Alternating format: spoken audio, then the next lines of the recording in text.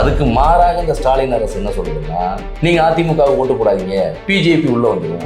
5,86,000 கோடி ரூபாய் கடன் வாங்கியிருக்காங்க இந்த 5 வருடத்துக்கு. எதையாவது ஒரு திட்டத்தை இங்க கொண்டு வந்திருக்காங்களான்னா எந்த திட்டமும் இல்லை. இங்க எதிர்கட்சி அந்தஸ்தை பெறுமா என்பதுதான் எங்களுக்கு சந்தேகம். 5 வருடத்துல இந்த திமுக அரசு, இந்த ஸ்டாலின் அரசு என்ன சாதனையை செய்தது, என்ன திட்டங்களை கொண்டு வந்தது? அஞ்சு மீடியா நேயர்கள் அனைவருக்கும் வணக்கம். 2026 தேர்தல்களும் மிக தீவிரமா போயிட்டு இருக்கு. ஒரு சைடு திராவிட முன்னேற்ற கழகம் தலைமையிலான ஒரு கூட்டணியா இருக்கட்டும், இன்னொரு பக்கம் அண்ணா திராவிட முன்னேற்ற கழகம் தலைமையிலான மற்றொரு கூட்டணியா இருக்கட்டும், இன்னொரு பக்கம் தமிழக வெற்றி கழகமும் நாம் தமிழர் கட்சியும் தனிச்சு போட்டிடுறாங்க. இந்த அரசியல் சூழ்நிலையில மயிலாடுதுறை மாவட்ட அம்மா பேரவை துணை செயலாளரும் மணல்மேடு பேரூராட்சியின் முன்னாள் துணைத் தலைவரும் தற்போதைய கவுன்சிலருமான மதன் ஐயா அவர்களோட இணைஞ்சிருக்கோம். அதிமுகவோட அரசியல் நகர்வுகளை பற்றி கேட்டு தெரிஞ்சுக்கலாம் வாங்க. ஐயா வணக்கம். வணக்கம் ஐயா, உங்களோட அரசியல் பயணம் எப்படி தொடங்குனது? நான் ஒரு 10வது எக்ஸாம் கூட நான் எழுதலைங்க. ஒரு பள்ளி மாணவனா புரட்சி தலைவி அம்மா அவர்கள் மீது பற்று கொண்டு அவரை என்னுடைய தலைவராக மானசீக குருவாக ஏற்றுக்கொண்டு பள்ளி படிப்பு நான் பரீட்சையை கூட தேர்வு எழுதாத சூழ்நிலையில நான் அந்த இயக்கத்துல என்னை அர்ப்பணித்துக்கிட்டேன். அன்றைய தேதியிலிருந்து இன்னைய வரலையும் இந்த இயக்கத்துல நான் பயணிச்சுக்கிட்டு இருக்கிறேன், இன்னும் பயணிப்பேன்.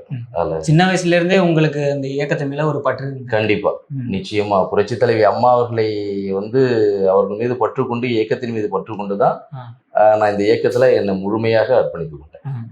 எத்தனையோ இயக்கங்கள் இருக்கும். பொதுவா இந்த டெல்டா மாவட்டம்னாலே இங்க திராவிட முன்னேற்ற கழகமா இருக்கட்டும், இங்க கம்யூனிஸ்ட் கட்சிகளா இருக்கட்டும், ஒரு சிறந்த ஆதிக்கத்தை செலுத்துறாங்க. நீங்க ஏன் அண்ணா திராவிட முன்னேற்ற கழகத்தை தேர்ந்தெடுத்து இந்த பாதையில வந்தீங்க? இல்லை, பெருசா அப்படி ஒன்றும் பெரிய ஈர்ப்புலாம் இல்லை. எங்க பக்கத்துல மயிலாடுதுறை தொகுதியில கம்யூனிஸ்டுகளுடைய ஆதிக்கம்லாம் கிடையாது. அப்படியேப்பட்ட ஒரு ஈர்ப்புலாம் ஒன்றும் இல்லை. திமுக, அதிமுக என்கின்ற இருவரும் கட்சிகள் உண்டு.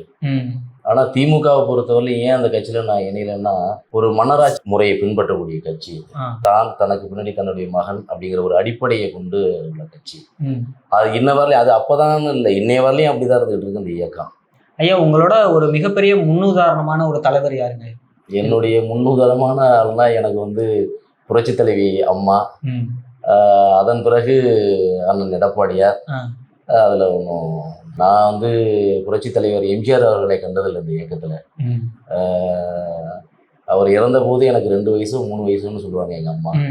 ஆனா புரட்சி தலைவியையும் புரட்சி தலைவி மறைவுக்கு பிறகு அண்ணன் எடப்பாடியார் அவர்களையும் நான் 2 கண்களாக தான் நான் அந்த இயக்கத்துல நான் பார்த்து, அவங்க என்ன சொல்றாங்களோ, அவங்க என்ன ஆணையிடுறாங்களோ, இந்த இயக்கம் தலைமை என்ன ஆணையிடுதோ அதை பின்பற்றக்கூடிய ஒரு சாதாரண தொண்டனா என்னை இன்னவரையிலும் இந்த இயக்கத்துல, இந்த இயக்க பணிக்காக, இந்த இயக்கத்தினுடைய வளர்ச்சிக்காக நான் பாடுபட்டு இருக்கேன்.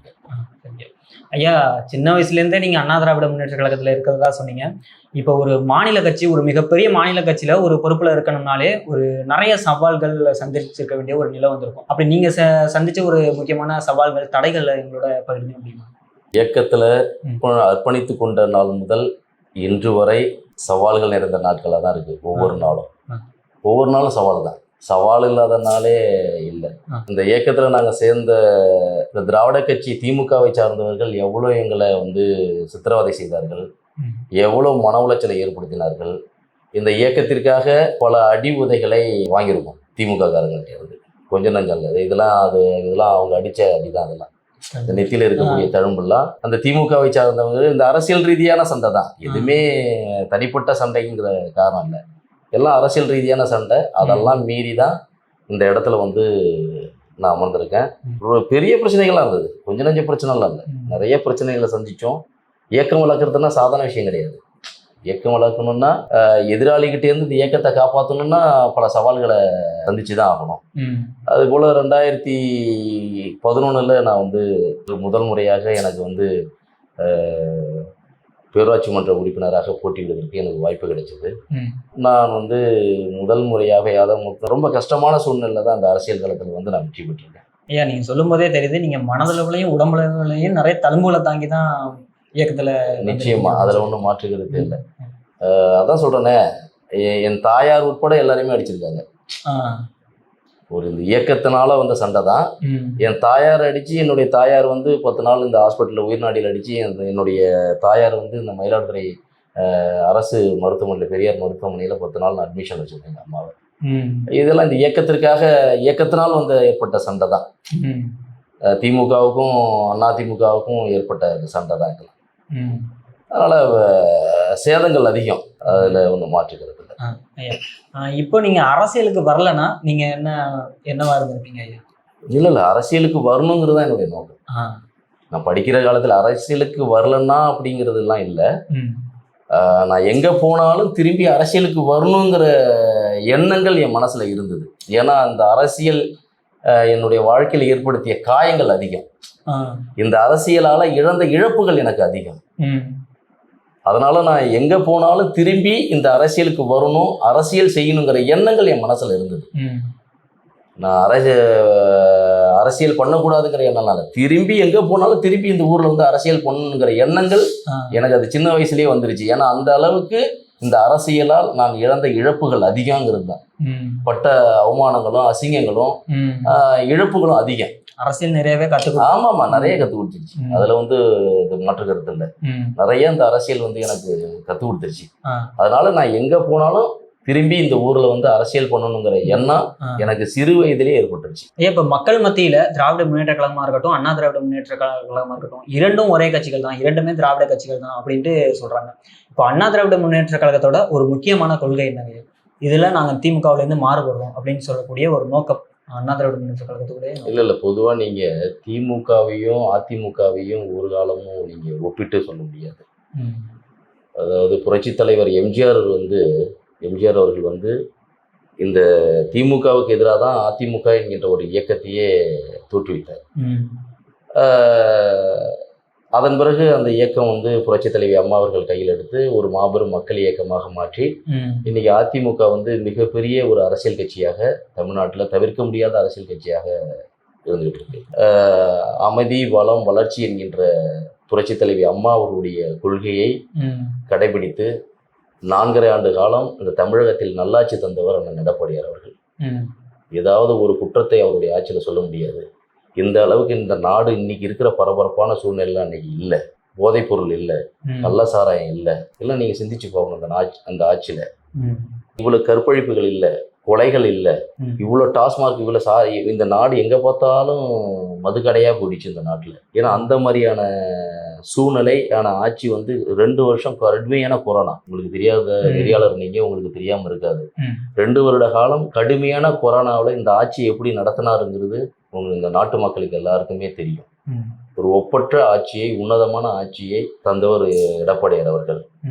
விவசாய கடனை 12,110 கோடி ரூபாய் விவசாய கடனை தள்ளுபடி செஞ்சவர் விவசாயிகளுக்கு அண்ணன் எடப்பாடியார். மறுக்க முடியாது, விவசாயிகள் மறுக்க முடியாது. இன்சூரன்ஸ் கொடுத்தாரு, 2 முறை பயிர் காப்பீட்டு இன்சூரன்ஸ் கொடுத்தாங்க. எவ்வளோ பெரிய திட்டங்கள்லாம் தந்தாங்க. இன்னைக்கு விவசாயம் நலிஞ்சு போச்சு. விவசாயமே சுத்தமாக நலிவடைஞ்சிருச்சு. எங்கே பார்த்தாலும் போதைப் பொருள் கலாச்சாரமே பிடிச்சி கொள்ள 6 வயசு குழந்தைகளுக்கும் பாதுகாப்பு இல்லை, 60 வயசு கிழவிகளுக்கும் பாதுகாப்பு இல்லாத ஒரு மாநிலமாக தமிழ்நாடு மாறிடுச்சு. இதை மாற்றணும்.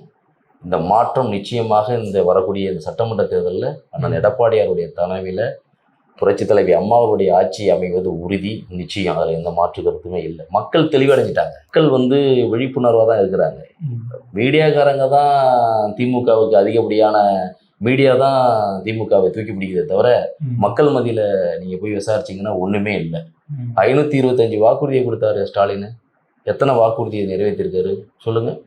எதுவுமே கிடையாது. ஆனால் 100% வாக்குறுதியை நான் நிறைவேற்றிட்டேன்னு சொல்கிறாரு ஸ்டாலின்.